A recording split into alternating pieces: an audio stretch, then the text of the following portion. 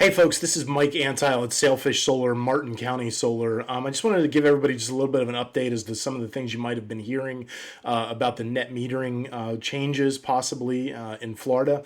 So just a couple of things real quick. So first of all, this is legislation. It is out there. There is no denying that. Florida Power and Light and the other utility companies, Duke, Southern, and Emera, which is TECO, they make up what's called the investor-owned utilities. They're regulated by the Florida Public Service Commission. And so what they're doing is they're basically asking the Florida Public Service Commission to change the rules. And so that is kind of how they get away with it. You sign a contract with them, you sign a contract with Florida Power and Light, and you're responsible for everything that you're responsible on your side, but there's one little line in the bottom of the contract that says that they have to follow the rules from the Public Service Commission, and that's kind of the little shell game that takes place is, they say, oh, well, we're just following the rules by the PSC, but meanwhile, the PSC is just about as political as the Florida legislature is. If you don't believe me on that, you can Google PSC Commissioner David Clement or PSC Commissioner Nancy Argenziano and see what happens when a public service commissioner actually goes against one of the investor-owned utilities. So the legislation is out there. There is no two ways about that. My true heartfelt belief is that this legislation in its current form is not going to pass. Ultimately, they would be taking punitive action against about 90,000 solar customers in the state of Florida. And the investor-owned utilities, for all the negative things you can say about them, one thing is they don't like a ton of bad PR. But it is up to existing customers to make sure that their voices are heard, and that's part of the reason that I'm writing or that I'm talking to you today. When we get done with this, I'm going to give you a link to our website, and on our website there will be a place where you can find your legislator, and we're asking you to go ahead and write a quick email to your legislator, your representative in both the House and the Senate here on the state level in Florida. So what the current language says is that existing solar customers will get net metering for 10 years after January 2023. So in the year 2033, the existing customers are going to be taken off of the existing net metering program. Now that is, for those of you who have batteries, that's not going to really affect you in any way. For those of you who don't have batteries, that is something that we're going to have to think about. So one of two things is going to happen in about 10 years from now. The first, either A, we're going to have to install batteries for you, or B, we can affect the current legislation, again, by letter writing, making sure your elected official understands how this is going to impact you. And in my sincere belief, the utilities are not going to follow through with this, but it is possible, and it is out there right now. In fact, even one of the committee hearings last week, one of the senators even asked, is this going to have an impact on people who are taking loans for 25 years or for equipment that is warranted for 25 years?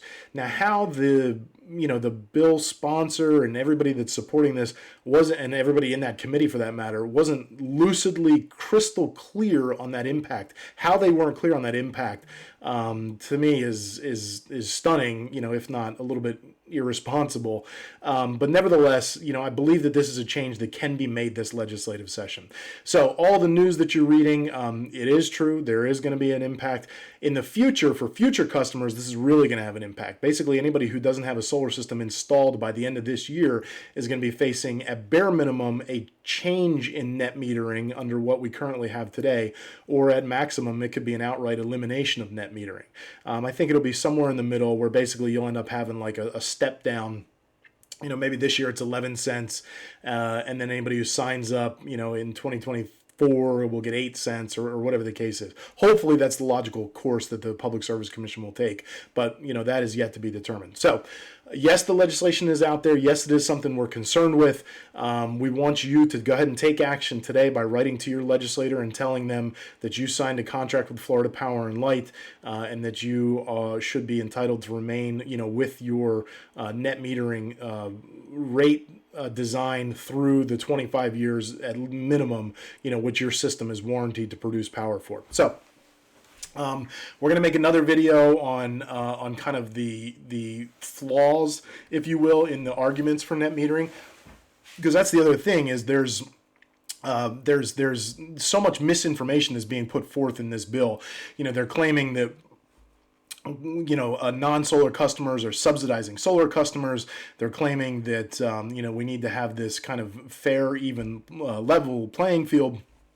but there's so much that they're overlooking. So we're going to another video on kind of what all the talking points are as to why net metering is so valuable to the state, and it's actually a value to your fellow ratepayer, not a burden to your fellow ratepayer. No matter how much they want to spin that misinformation, it simply is not true. At this stage, with less than 2% market penetration and realistically about 1% market penetration, there's no two ways about the fact that delivering excess power to the grid is a benefit to your fellow ratepayers. And that's, we're not asking for you to write a novel to your legislator. In fact, the simpler the better. One sentence, two sentences is really all you need. I'm a solar customer. I signed a contract with Florida Power and Light. Please protect my contract and my my current net metering design. And that's all you have to say in your email to your legislator. All right, stay tuned. We're gonna have a lot more. We're gonna have some links. Go to our website, sailfishsolar.com. For those of you who know us under Martin County Solar, please go over to Sailfish Solar. That's gonna be our active website, moving forward. But sailfishsolar.com. There's a page on there called net metering, and everything that we've just talked about is going to be laid out with a couple of different action items for you. So please go ahead and take action. This is something we can absolutely prevent, but we need to make sure all 90,000 solar customers in the state are taking action to make sure that their voices are heard. So fear not. Like I said, if this does go one of two ways, number one is we're going to change this, and we're going to make sure that the existing systems are grandfathered in for 25 years. That's the bare minimum that the utility companies could do, is at least uphold the commitments that they've already made.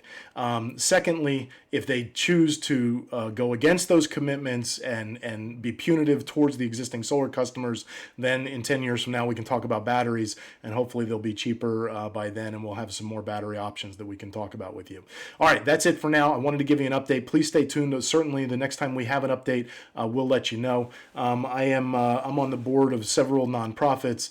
I'm on the Floridians for Solar Choice Board of Directors, of course the Board of Directors for the Florida Solar and Storage Association.